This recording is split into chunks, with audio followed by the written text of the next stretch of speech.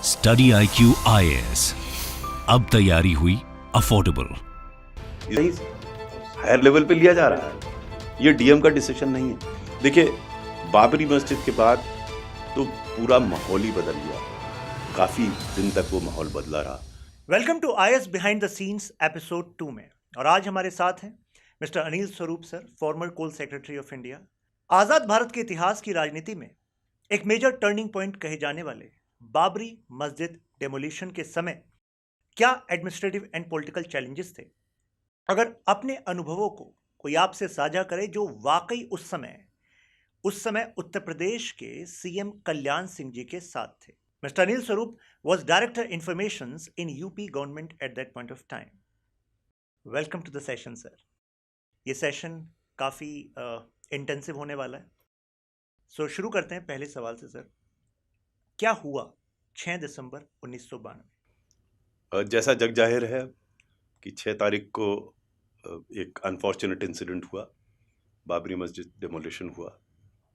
और मैं उस समय उन दिनों कल्याण सिंह जी जो मुख्यमंत्री थे यूपी के, उनका डायरेक्टर इन्फॉर्मेशन था। तो मेरा प्रमुख रूप से कार्य ये रहता था कि उस समय टेलीविज़न चैनल तो थे नहीं, तो जो अखबारों में छपता था उसके बारे में उससे सुबह में जाके उनसे चर्चा करता था। ये छुट्टी का दिन था 6 दिसंबर, और लेकिन मेरे लिए तो सुबह मैं रोज़ सुबह जाके उनको ब्रीफ करता था प्रेस के बारे में जो भी कवरेज होती थी। इस दिन भी सुबह मैं उनके आवास पर जाता था, तो आवास पर गया तो अन्य जैसे दिनों में वो लोगों से घिरे रहते थे। इस दिन वो अकेले बैठे थे ड्राइंग रूम में, और जब मैं प्रवेश किया तो उस समय थोड़ा परेशान लग रहे थे। तब तक डिमोलिशन तो नहीं हुआ था, लेकिन वो चिंतित थे, जो इतने लोग इकट्ठे हुए थे तो थोड़ा चिंता थी उनको। और फिर मैं दिन में उनके साथ रहा। इसी बीच वो खबर भी आई डिमोलिशन की, और वो काफ़ी डेवस्टेटेड थे, काफ़ी दुखी थे जब उनको खबर आई। सामान्य धारणा यह है कि वो स्वयं उसमें रहे साथ में। उनका ये मंशा थी कि शायद बाबरी मस्जिद का डिमोलिशन हो। मेरा जो उनके साथ अनुभव था वो थोड़ा भिन्न था। मेरे विचार से वो नहीं चाहते थे कि बाबरी मस्जिद डिमोलिशन हो। वो प्रयासरत थे कि किसी प्रकार से इसका कोई एक सोल्यूशन निकले, और सोल्यूशन वही था जो अंततः सुप्रीम कोर्ट ने एक्सेप्ट किया कि कहीं एक अन्य जगह पर भव्य मस्जिद बने और इस स्थल पर एक अच्छा मंदिर बने। यही सुप्रीम कोर्ट का डिसीजन था, और इसी प्रयास में कल्याण सिंह जी भी लगे हुए थे। उस समय वो कई ग्रुप से चर्चा भी कर रहे थे, और उनका प्रयास यही था कि माइनॉरिटी कम्युनिटी को समझाएं कि भाई आप इसमें इतने वर्षों से नमाज नहीं पढ़ रहे हैं, तो अब आपके लिए मस्जिद तो बची नहीं, क्योंकि सामान्य रूप से भी अगर 12 साल से ज़्यादा नमाज नहीं पढ़ी जाती है कहीं, तो मस्जिद तो रहती नहीं है, तो वो एक ढांचा रह गया है। तो उनको समझाने की कोशिश कर रहे थे कि आप इस पर क्यों लगे हुए हैं, हमारी आस्था का प्रश्न है, हम आपके लिए अच्छी मस्जिद बनवाएंगे कहीं जहाँ आप बताएंगे, अच्छा स्थान देंगे, लेकिन इसको आप यहाँ राम मंदिर बनने दीजिए। और जो मुझे थोड़ी बहुत जानकारी है उस समय की, वो कई लोगों को कन्विंस भी कर लिया था उन्होंने, और इसमें प्रयासरत थे। वो मेरे विचार से नहीं चाहते थे कि इस प्रकार से इसका डिमोलिशन हो। तो ये कहना कि वो उसमें डायरेक्टली एंगेज थे, इन्वॉल्व थे, मेरे विचार से उचित नहीं है। अपनी पुस्तक not just a civil servant में मैंने इसके बारे में लिखा भी है विस्तार से। सर, इसकी डिटेल में जाना चाहेंगे। आपने कहा कि मॉर्निंग में you were the first person जिन्होंने बताया, उससे पहले मैंने बताया नहीं उनको खबर तो फोन से मिली। फोन से खबर? उस समय मोबाइल फोन्स तो थे नहीं। टेलीफोन पे उनको खबर मिली कि ये जो है डिमोलिश हो गई है, कि उस समय ऐसे लाइव टीवी चैनल्स भी नहीं होते थे कि आपने टीवी चैनल खोल के देख लिया कि डिमोलिशन हो रहा है। फोन से उनको खबर मिली कि वो पहला डोम जो है वो गिर गया है। उसके बाद फिर बाकी। तो किसी सीएम के पास उस समय कौन से स्टेप्स होते हैं? मतलब जैसे ये हुआ तो जाहिर सी बात है कि डिस्ट्रिक्ट में जो डिस्ट्रिक्ट मजिस्ट्रेट हैं, जो एसपी हैं, तो क्या उस समय उनको कोई निर्देश दिए जा रहे थे? उस समय जब एक बार विध्वंस हो गया, फिर तो कोई निर्देश का बचा ही नहीं था। मतलब जो पर्पस जो उस समय एक्टिविटी थी वो तो कंप्लीट हो गई। इसका मतलब अगर जो भी चाह रहा था या नहीं चाह रहा था वो विध्वंस हो गया, फिर तो सिर्फ लॉ एंड ऑर्डर के इशू बचा था कि लॉ एंड ऑर्डर कैसे मेंटेन किया जाए। लेकिन उनका पहला रिएक्शन ये था जब उनको मालूम पड़ा कि अब मैं रिजाइन कर दूंगा चीफ मिनिस्टरशिप से। इनफैक्ट उन्होंने मुझसे कहा कि एक कागज़ लेकर आओ अनिल। मैं कागज़ लेके गया, और उन्होंने अपने हाथ से रेजिग्नेशन लेटर लिखा, बाद में वो टाइप हुआ था, मेरे सामने उन्होंने लिखा कि जो भी कुछ हुआ है इसकी संपूर्ण उत्तरदायित्व मैं लेता हूँ, किसी भी अधिकारी या अन्य व्यक्ति को इसके लिए उत्तरदायी ना ठहरा जाए। देखिए, बहुत कम ऐसा होता है कि कोई पॉलिटिकल लीडर पूरी रिस्पॉन्सिबिलिटी अपने आप ले ले, जबकि वो इसके उनकी व्यक्तिगत मंशा ये नहीं थी कि ये हो, लेकिन फिर भी उन्होंने अपनी इसमें मॉरल रिस्पॉन्सिबिलिटी ली और उन्होंने अपना रेजिग्नेशन भेजा। लेकिन ये भी कहा जाता है सर कि लीडर के समय में अगर कुछ होता है, so that is not just about moral responsibility, it is also about कि आपने एडमिनिस्ट्रेटिव यानी कि सरकारी महकमे का कैसे प्रयोग किया। यानी कि उससे पहली रात या उससे कुछ पहले दिनों से जब बिल्डअप चल रहा था, इंटेलिजेंस की भी खबरें रही होंगी, तो तब भी वो सब होता रहा। तो मतलब देयर वाज अ ह्यूज, मुझे व्यक्तिगत रूप से तो जानकारी नहीं है क्योंकि मेरा जॉब नहीं था ओके उनके साथ रहकर ये जानकारी करना कि वो क्या कर रहे हैं। लेकिन जो कुछ मैंने सुना वो इस बात में प्रयासरत थे, और वो प्रयासरत ये थे कि वहाँ पे ऐसी व्यवस्था की जाए कि कोई गड़बड़ी ना हो। ओके लेकिन वो पर ऑफ द मोमेंट, जो मेरा अगेन मेरी व्यक्तिगत समझ है कि जो हुजूम इकट्ठा हुआ, इतने लोग इकट्ठे हुए और एक बार हो गया तो उस पैशन में आके वो हो गया। या तो अगेन ये मैं अपना बाद में मैंने सोचा, या तो पूर्व में इतने लोगों को इकट्ठा ना होने देते वहाँ पर। अगर इतने लोग इकट्ठे हो गए और ऐसा वाकया होता है तो आप कुछ नहीं कर सकते उस समय। सामान्य रूप से जैसे पूर्व में भी हुआ, कुछ मुख्यमंत्रियों ने किया कि ये प्रयास किया कि लोगों को वहाँ ना इकट्ठा होने दिया जाए। एक बार लोग इकट्ठा हो जाते हैं तो उसके बाद क्या क्राउड मॉब में परिवर्तित हो जाता है, उस पर नियंत्रण करना बहुत कठिन होता है।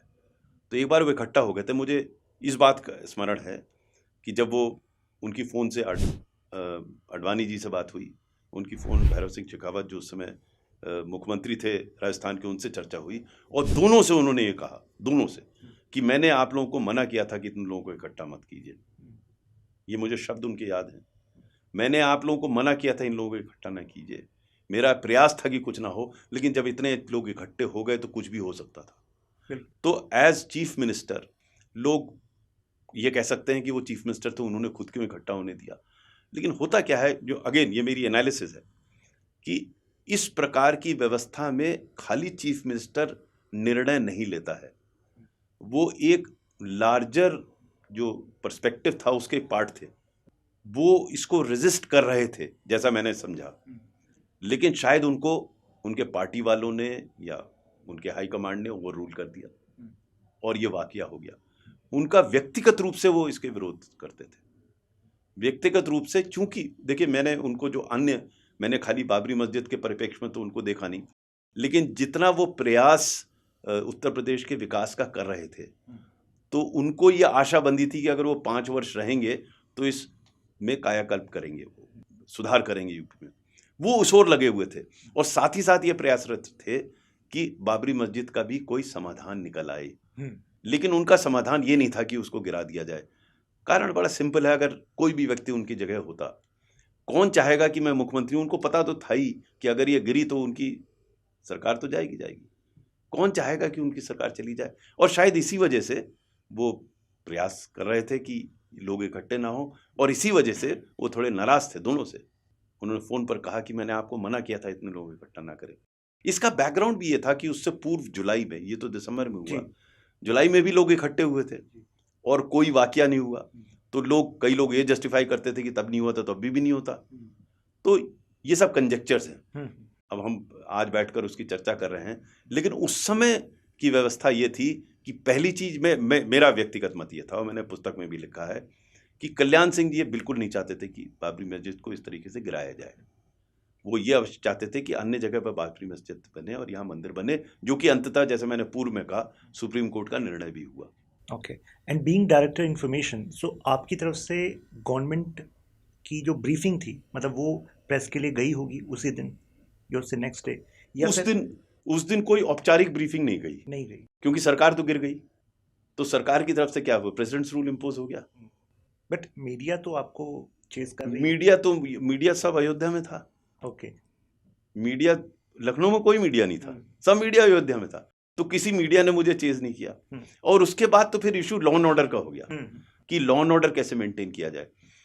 तो मीडिया मैनेजमेंट का तो कुछ बचा नहीं था, क्योंकि उसके बाद आप मीडिया से कौन इंटरेक्ट कर रहा है, प्रेसिडेंट रूल इम्पोज हो गया, फिर प्रेसिडेंट की तरफ से लॉ एंड ऑर्डर को कंट्रोल करना कैसे किया जाए, क्योंकि इसके रिपरकशंस पूरे देश में हुए। सर, एक विचारक है मिस्टर पॉल ब्रास, तो उनका कमेंट्री है कि इंडिया में जो कम्युनल राइट्स हैं, सो दे आर नॉट स्पॉन्टेनियस। मतलब लार्जर कंटेक्स्ट में, जैसे आपने कहा ना, लार्जर पर्सपेक्टिव में Kalyan Singh ji was just one angle, और उनकी भी अपनी लिमिटेशंस थी। तो ऐसी पॉल ब्रास कहते हैं कि कम्युनल राइट्स भी लार्जर पर्सपेक्टिव में देखें तो प्लान्ड होते हैं, there may be exceptions most of the time. तो उसके बाद की जो गतिविधियां थी, क्योंकि उस समय भी आप यूपी के में एक टॉप ब्यूरोक्रेट थे, तो उस समय की गतिविधियों पर आप कुछ बताना चाहेंगे? देखिए, आप सही कह रहे हैं कि by and large communal tension जी लीड्स टू कम्युनल क्लैशेस। जी कम्युनल टेंशन का मैनेजमेंट जो है वो पॉलिटिकली हो सकता है, एडमिनिस्ट्रेशन तो उस पर लिड रखता है कि उनको, अगर पॉलिटिकली इसको मिसमैनेज किया जाता है तो कम्युनल राइट्स कई बार it may suit certain political parties to have a communal situation, so they do that. But मेरा ये मानना एज एडमिनिस्ट्रेटर था, क्योंकि मैं जिले में था उससे जस्ट पहले, जब ये राम जन्मभूमि का एजुटेशन चल रहा था, एडमिनिस्ट्रेशन का काम यह है कि जो कॉन्स्टिट्यूशनली उसको जो रिस्पॉन्सिबिलिटी दी गई है, irrespective of politics in it, he should do it. और मैंने ये व्यक्तिगत रूप से देखा, क्योंकि मैं डायरेक्टर इन्फॉर्मेशन बनने से पहले जब जिले में था, उस समय मेजर एजुटेशन चल रहा था राम जन्मभूमि का, और जिस जिले में मैं पोस्टेड था वहाँ भी इसका काफ़ी टेंशन था। लेकिन शायद वहाँ पे क्योंकि हम लोग बहुत स्ट्रिक्ट थे, रिस्पेक्टिव इन पॉलिटिकल एफिलिएशंस जो पॉलिटिकल पार्टी के हों, तो वहाँ पे हम लोग को ना राइट हुआ, मुझे तो वहाँ कर्फ्यू भी नहीं लगाना पड़ा।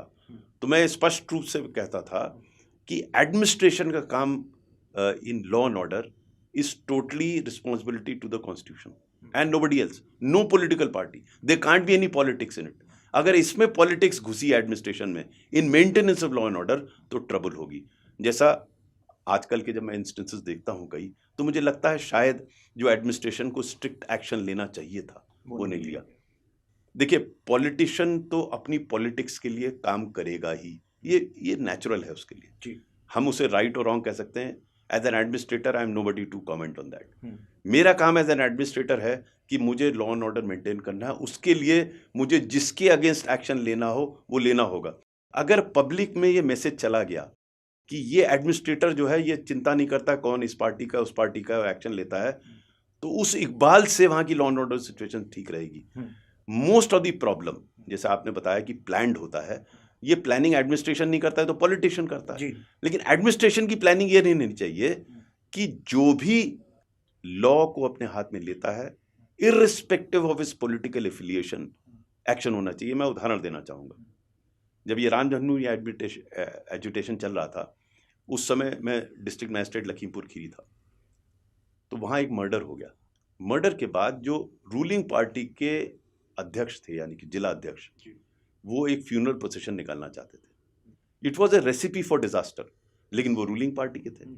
जब कहा उन्होंने, तो हमने कहा भाई हम परमिशन तो नहीं देंगे आपको इसको निकालने की। बोले हम निकालेंगे, मैंने कहा हम तो नहीं निकालने देंगे। जब ये बात बढ़ गई तो हमने उनको अरेस्ट कर लिया। अब देखिए, हमने रूलिंग पार्टी के अध्यक्ष को अरेस्ट कर लिया, बड़ी बात। अगर नहीं अरेस्ट करते तो डेफिनेट प्रॉब्लम होती। अरेस्ट कर लिया, शाम को मुख्यमंत्री का फोन मेरे पास आया, उन्होंने कहा कि डीएम साहब आपने क्या किया। मैंने उनको बताया कि मैंने आपके अध्यक्ष को, जी हाँ। बोले हाँ बताया आपने, क्यों किया उनको अरेस्ट। तो मैंने उनको एक्सप्लेन किया। बोले उनको छोड़ नहीं सकते। मैंने कहा साहब आपकी सरकार है, अगर हम उनको छोड़ेंगे तो कल राइट हो जाएगा यहाँ पे, उसकी कौन रिस्पॉन्सिबिलिटी होगी सर, आपकी बदनामी होगी। नहीं, कुछ तरीका निकालिए उनको छोड़ने का, ये उनके शब्द हैं। तो मैंने कहा साहब आप उनसे बात कीजिए, उनको समझाइए कि फ्यूनरल प्रोसेशन निकालने की क्या ज़रूरत है, अगर निकालेंगे तो यहाँ डेफिनेट राइट हो जाएगा। तो उन्होंने कुछ सुना नहीं, उन्होंने फ़ोन रख दिया। तो मैंने कहा कि अब मेरा ट्रांसफ़र हो ही जाएगा। लेकिन आप देखिए क्या होता है, अगले दिन मुझे फ़ोन आता है और मुझे बताया जाता है कि वो तैयार हैं फ्यूनरल प्रोसेशन ना निकालने के लिए। ना एक बहुत बड़ा डिसीजन, हमने उनको रिलीज़ कर दिया। 2 महीने बाद उन्हीं चीफ मिनिस्टर ने, जो मुझसे नाराज़ थे इस बात पे, मुझे अवार्ड किया as one of the finest collectors. तो उससे कुछ वर्ष पूर्व जब मैं एसडीएम था, तो मेरा इसी प्रकार के एक इशू पर मेरा ट्रांसफ़र हो गया था। तो प्रश्न ये है कि जो अवार्ड, रिवॉर्ड, पनिशमेंट होना वो अपनी जगह पर है, लेकिन एज एन एडमिनिस्ट्रेटर आपको वो काम जो दिया गया है वो करना चाहिए। अब यहाँ पे कई इंसिडेंट्स हुए अभी कुछ दिनों पूर्व, जैसे जेएनयू में इंसिडेंट हुआ जी, वहाँ पुलिस बाहर खड़े हुए देख रही है। पुलिस का काम है कि अगर कोई भी आदमी, कोई भी व्यक्ति, चाहे वो किसी पार्टी का है, लॉ एंड ऑर्डर अपने हाथ में ले रहा है तो एक्शन लेना चाहिए, ठीक है ना।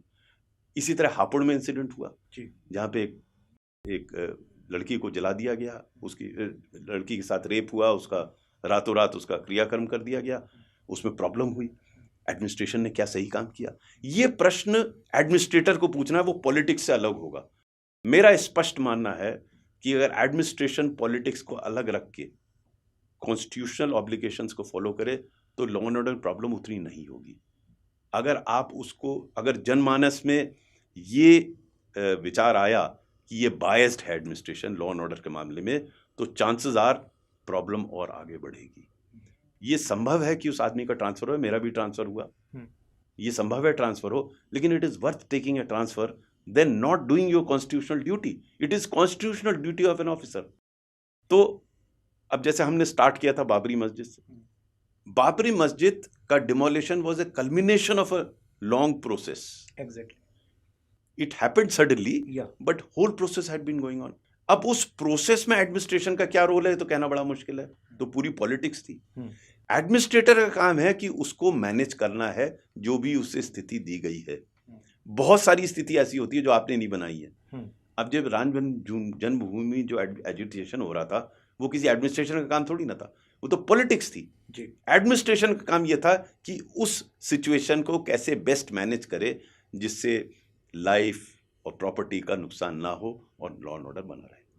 सो इसी से सर, जैसे अगर हम अयोध्या की बात करें तो वहाँ पर जो डिस्ट्रिक्ट मजिस्ट्रेट थे, सो वैसे तो कभी ऐसे बात नहीं की जाती कि ये ना होता तो क्या होता, बट अगर इसी बात को एनालाइज ऐसे करें कि अगर bureaucracy independent of political considerations काम करे तो constitution has given enough powers, मतलब वो अपना काम सही से कर सकते हैं। तो क्या उस सिचुएशन में, क्योंकि आज का हमारा टॉपिक बाबरी है, turning point in Indian politics है, तो क्या वहां पर वो एवर्ट हो सकता था? देखिए, जिस हिसाब से माहौल बन गया था, ये बात डिस्ट्रिक्ट एडमिनिस्ट्रेशन के हाथ से बाहर चली गई थी। क्योंकि इसमें सीधे decisions at the highest level हो रहे थे। फॉर एग्जांपल, इतने लोगों को वहां इकट्ठा करना परमिट किया जाए ना किया जाए, ये डिसीजन खाली डिस्ट्रिक्ट एडमिनिस्ट्रेशन का हो ही नहीं सकता। मेरे विचार से था भी नहीं। जैसे कल्याण सिंह जी ने जब कहा अडवाणी जी से या भैरव सिंह शेखावत, यानी कि ये डिसीजन कहीं हायर लेवल पे लिया जा रहा है, ये डीएम का डिसीजन नहीं है।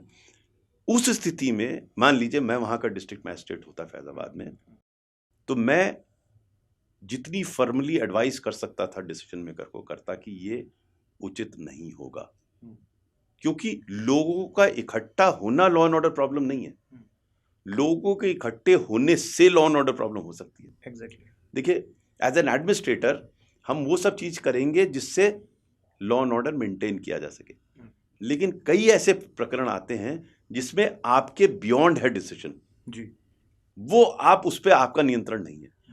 तो कई ऐसे मेरे टाइम पे भी आए कि मेरा काम है कि जो भी डिसीजन मेकर है, अगर मुझे डिसीजन लेना है तो मैं तो क्लियरली ले लूंगा डिसीजन, ये नहीं करूंगा। लेकिन मान लीजिए वो मेरा डिसीजन है ही नहीं, तो जो भी डिसीजन मेकर है उसको मैं एडवाइस करूंगी साहब ये उचित नहीं होगा, और वो कई बार मानते थे, कई बार नहीं मानते थे, ये तो उनके ऊपर है। जैसे मैं आपको एक उदाहरण दूं, चूंकि आपने कहा कई डिसीजंस ऐसे होते हैं जिसमें आप अपनी बात अगर सही प्रस्तुत करें। मेरे अपने कार्यकाल में मैंने 90% ऐसे केसेस थे जहां मैंने पॉलिटिशियन जो बताया उन्होंने मेरी बात मानी। 10% ऐसे थे जिसमें उन्होंने नहीं मानी, वो ठीक है, ये प्रजातंत्र है भाई, अल्टीमेट डिसीजन उनको बताना है। लेकिन मेरी उपयोगिता उपादेयता इसी में है कि मैं सही तरीके से अपनी बात को प्रस्तुत करूं जिससे वो मान लें। लेकिन कई बार उनके कंसिडरेशंस अलग होते हैं नेताओं के, वो हमें ओवररूल कर सकते हैं, वो किया है, मुझे भी किया, तो हमें मानना पड़ेगा भाई। हम अगर कोई कहे कि आपने क्यों नहीं किया, भाई मेरा काम तो उनको एडवाइस करना है ना, क्या मैंने सही प्रकार से एडवाइस किया या नहीं किया, ये महत्वपूर्ण विषय है। क्या मैं अपनी बात उन तक कह रहा हूं नहीं कह रहा हूं। कई ऐसे प्रकरण आए जहां लोग समझते थे आप क्यों बोले, मैं बोल देता था कि साहब ये ठीक होगा। कई बार मानते थे, कई बार नहीं मानते थे।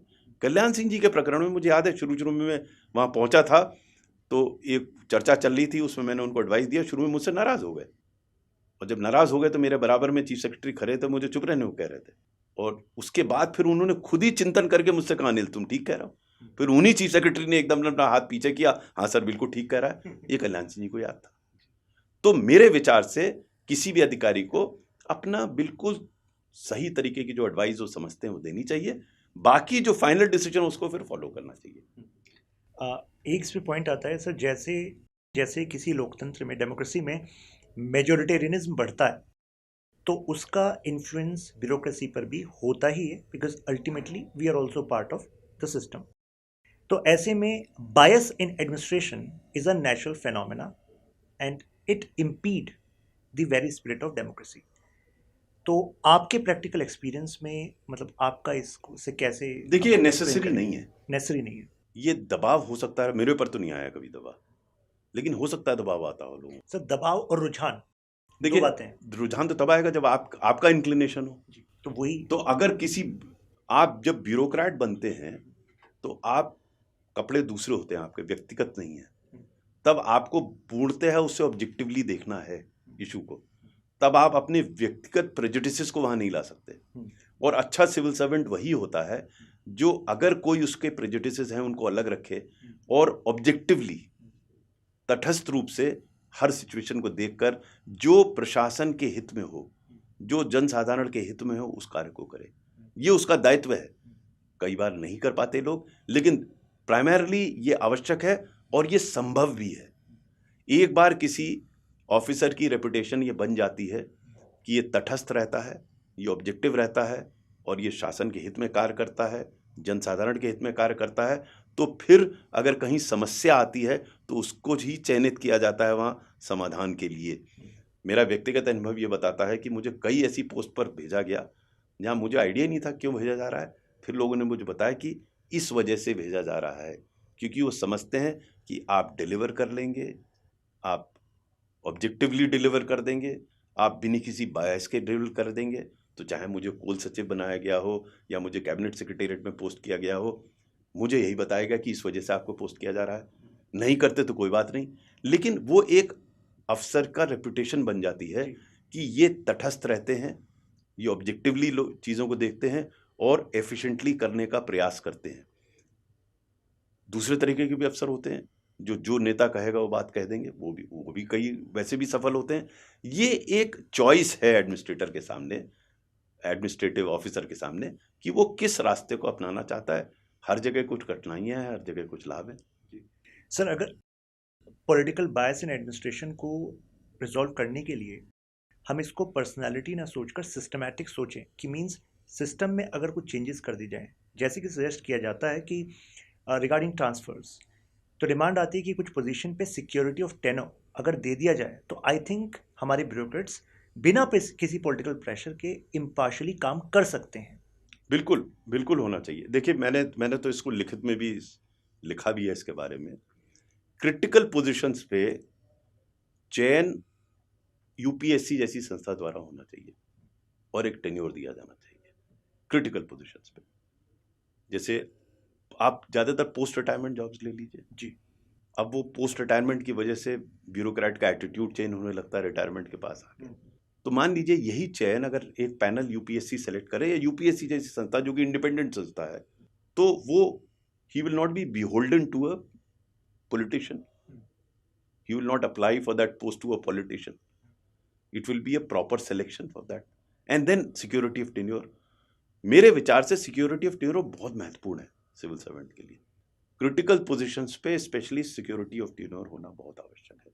अगर वो उसको ये लगा रहेगा ट्रांसफर हो जाएगा तो फिर वो दबाव तो बनता ही है उसके ऊपर। सिलेक्शन सही हो, सिलेक्शन भी सही में इंपॉर्टेंट है, खाली सिक्योरिटी ऑफ टेन्योर नहीं, सिलेक्शन प्रॉपर हो through an agency which is apolitical and वो टेन्योर हो। ये दो चीजें बहुत महत्वपूर्ण। ये आप पोस्ट रिटायरमेंट के लिए बात कर रहे हैं? Even with in the service, जैसे आप देख लीजिए डीजीपी पोस्ट करने के लिए सुप्रीम कोर्ट को कहना पड़ा जी। क्यों कहना पड़ा भाई सुप्रीम कोर्ट को? ये तो इंस्टीट्यूशनली होना चाहिए। एग्जैक्टली। इसी तरह चीफ सेक्रेटरी का इंस्टीट्यूशनली होना चाहिए। तो अगर सिलेक्शन और टेन्योर ये दो हो जाएं तो ये आसान होगा उस सिविल सर्वेंट के लिए कि वो ऑब्जेक्टिवली अपना काम कर सके।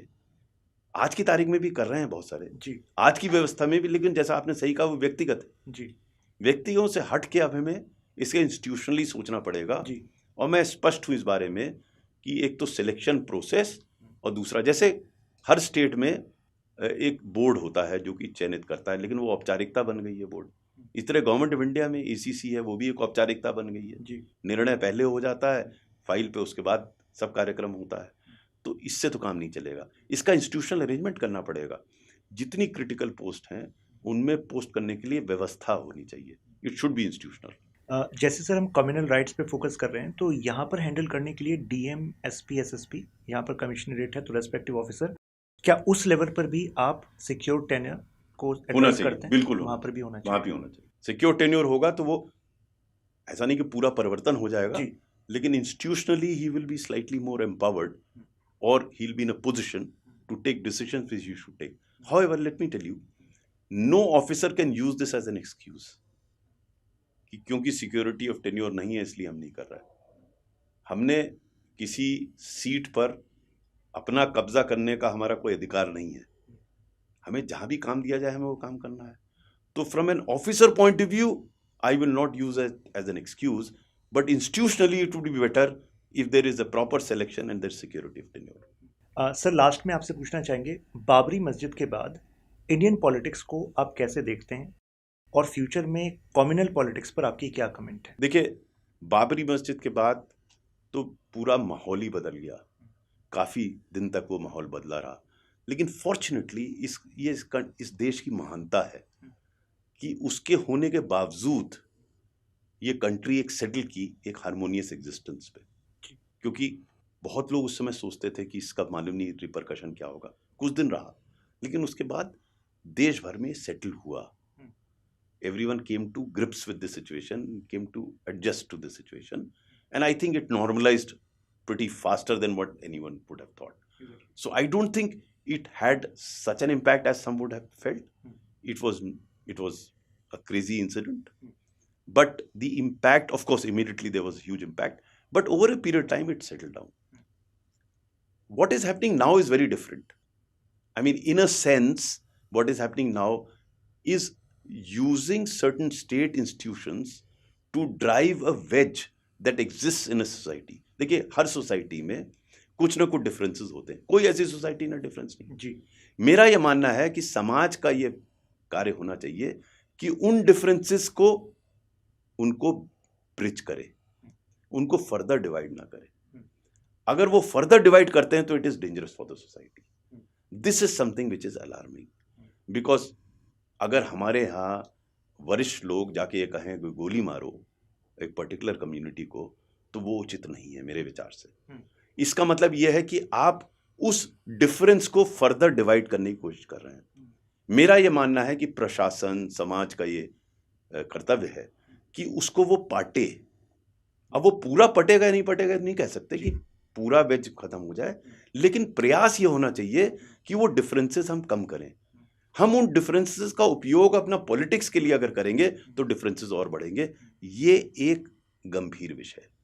और आई थिंक ये हम इस तरीके से देख सकते हैं कि 140 करोड़ की जनता में अगर कुछ लोग एक पर्टिकुलर जगह पर कम्युनल राइट में शामिल हुए या फिर वो कोई ऐसा एजेंडा ड्राइव भी करते हैं, सो दे डोंट रिप्रेजेंट इंडिया, जबकि उनकी वो एक्टिविटी इंटरनेशनल मीडिया भी कवर करती है और वो प्रोजेक्ट होती है, पेंट होती है image of India. See, it all depends on what is the reaction of the people who are observers. Exactly. देखिए, वहाँ एक्टिविटी हो रही है जी। कुछ लोग कर रहे हैं, ऑब्जर्वर्स क्या है? अगर ऑब्जर्वर्स उसमें वाहवाही लूटने लगे तब प्रॉब्लम है। तब प्रॉब्लम। प्रशासन उसमें वाहवाही लूटने लगे तब प्रॉब्लम है। पॉलिटिशियन उसमें वाहवाही लूटने लगे और अपना उस अंगीठी में अपना कुछ रोटी बनाने लगे, रोटी सेकने लगे, तब प्रॉब्लम है। देखिए, हर जगह इस तरीके की प्रॉब्लम होती है। प्रश्न यह है कि जो उसके मैनेजर्स हैं, जो ऑब्जर्वर्स हैं, उनका क्या रिएक्शन है। What is disturbing is that some of us are trying to exploit that for our political ends. That's the problem, that is a serious concern. Because ultimately democracy में लोग matter करते हैं।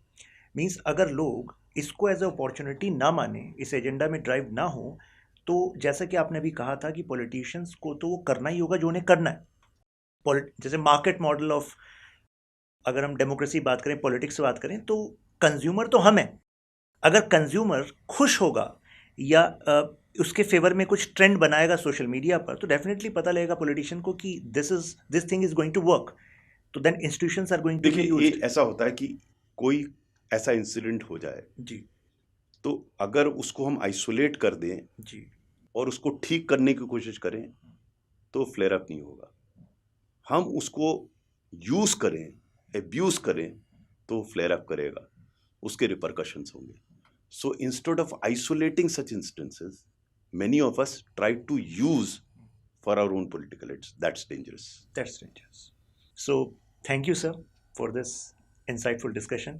और I think सभी UPSC aspirants को और जो भी लोग देख रहे हैं इसको, सभी को काफ़ी कुछ क्लैरिटी मिली होगी कि being a civil servant you have immense, you can say, power as well as choice. और जैसे कि सर ने अपनी करियर में अपनी चॉइसेस के थ्रू करके दिखाया भी है। सो डू सजेस्ट, आप टॉपिक सजेस्ट कर सकते हैं कि नेक्स्ट एपिसोड में आप कौन से टॉपिक पर ऐसा डिस्कशन सर से चाहेंगे जिसमें हम बिहाइंड द सीन्स बात करते हैं कि एक्चुअली एडमिनिस्ट्रेशन, पॉलिटिक्स कैसे ये काम करती है। फिर मिलते हैं। जय हिंद। स्टडी IQ IAS, अब तैयारी हुई अफोर्डेबल।